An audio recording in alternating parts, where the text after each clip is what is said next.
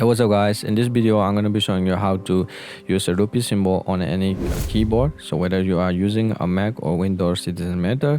So it is pretty easy one. So all you need to do is first press the Windows key and space bar instantly, and it will bring up this thing. So release the space bar and you will be seeing this thing. So if you are selecting this United States keyboard, then make sure you select this English India keyboard. So to select this, just press the space, just make sure you select the India one. So after that, we are good to go. So let me just open the notepad right here.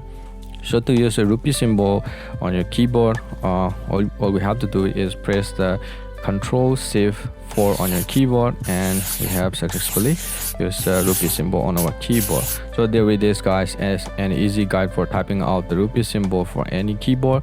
Thank you so much for watching this tutorial everyone. If it was helpful, please don't forget to give me a thumbs up and consider subscribing if you haven't already done so. Until next time, take care everyone. Bye bye.